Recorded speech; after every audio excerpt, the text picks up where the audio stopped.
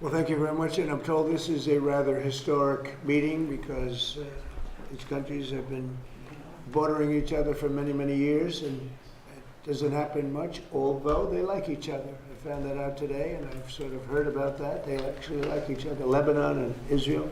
Trump just brought Israel and Lebanon together in the Oval Office for the first time in 60 years, and everyone's giving him credit. Trump announced a 3-week extension to the Israel-Lebanon ceasefire. Leaders from both countries come to the White House. They're calling it historic. And we had a great meeting with the very high officials of Lebanon and very high officials of Israel, and we think that the president of Lebanon and the prime minister of Israel over the next couple of weeks will be coming here. They've agreed to an additional 3 weeks of no firing, ceasefire, no more firing. Let's see. We hope that happens. It's not going to happen between them, but they do have Hezbollah to think about. It's only 3 more weeks, so no permanent peace. They're celebrating a pause and fighting, not a solution yet. And we're going to be working with Lebanon to get things straightened out in that country. I really believe it's something we can do pretty easily, just with the power of who we are, the great people, the Lebanese people. We have our ambassador here who has done a fantastic job, ambassador to Lebanon from the United States. And we had a great conversation, and I think it's the beginning of something very important. It'd be a wonderful thing to get this worked out simultaneously with what we're doing in Iran. And I'd like to start by just asking JD, our Vice President, our great Vice President, to say a few words, and then Marco will speak, and then the representatives from the country. Mike Huckabee, you'll say a few words, Mike. You've done a great job, by the way. I appreciate it. Everybody does.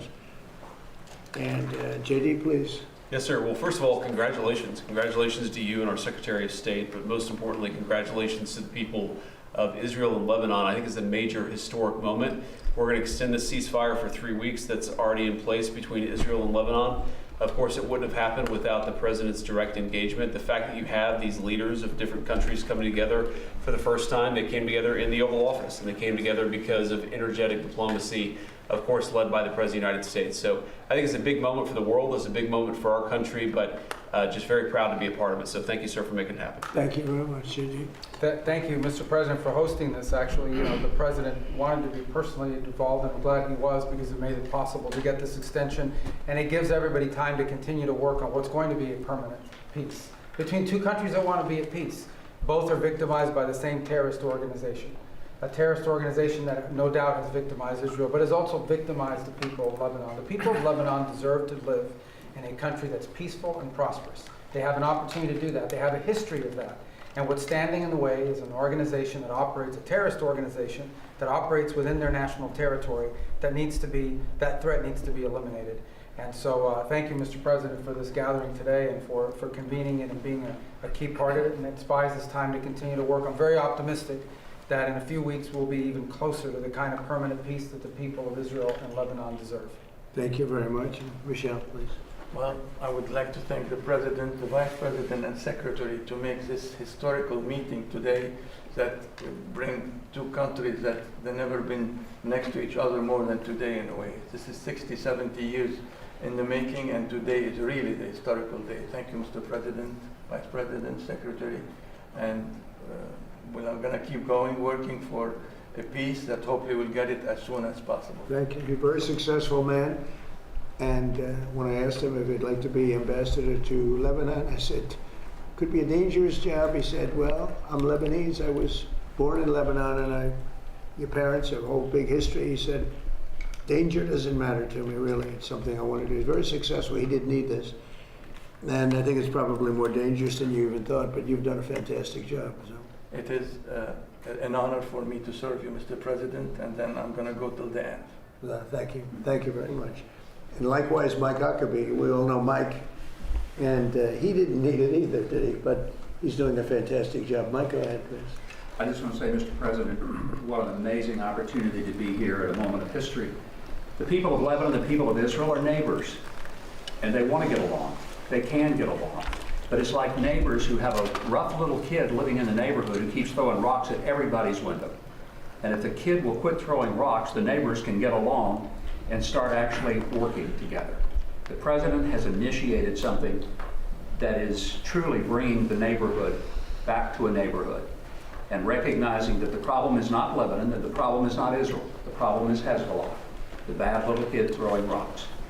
That's what the president is getting launched today, to get that little kid out of the neighborhood. This is the tell. Mike Huckabee called Hezbollah the bad little kid throwing rocks. That's the real issue, but they're not doing anything about it yet.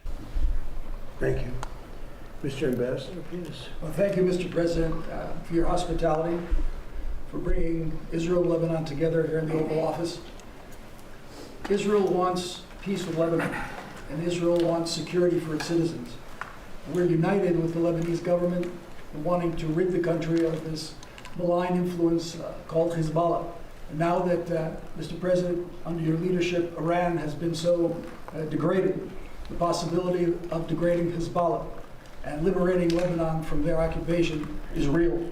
So we hope that together under your leadership, we can formalize peace between Israel and Lebanon in the very near future. And we are just very thankful for the opportunity. Thank you, and I look forward to having the next meeting with your great Prime Minister. He is. He's a wartime Prime Minister with Bibi and with the President of Lebanon. It would be fantastic. I think lots going to happen. Madam Ambassador. Thank you so much. Thank you so much, President Trump. Thank you for your leadership, for making sure to be presiding over this historic moment. I want to really say thank you to the United States under your leadership for all your effort to help and to support Lebanon. And I think with your help, with your support, we can make Lebanon great again. Thank you so much. Sure, thank you. I like that phrase. Sounds nice, That's no? a good phrase. MNGA. Thank you very much. Thank I you. think we will. Any questions? Yeah, please. President Trump, Anthony Mershak from MTV Lebanon. Yes. First, thank you for having us in the White House Thank for you very a much. year and a half. Appreciate it. It's an honor. This is historical for our audience as It well. is. We would like to ask you three questions. First question, the peace between Lebanon and Israel. Do you think it will happen this year? I think there's a great chance. I mean, you know, they're friends about the same things and they're enemies on the same things, and it has to do with, I guess you could say, a couple of countries, but certainly it's, if you look at Hezbollah, that's where everybody seems to be united against them. So they are both very united in that way. You know, I think there's a very good chance of having peace. I think it should be an easy one. Relative to some of the things we're working on, it should be an easy one. But it's been so many years because nobody focused on it. But Lebanon was a great country. It was a beautiful country, smart people, very brilliant people, doctors, professors, economists, some of the smartest people on the planet.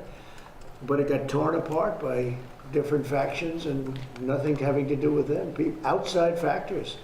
So I think it can be brought back pretty quickly. And when do you think our president will meet Netanyahu here at the White House? I think we'll do it during this period of time, during the 3-week period, ideally. I'd like to suggest over the 3-week ceasefire.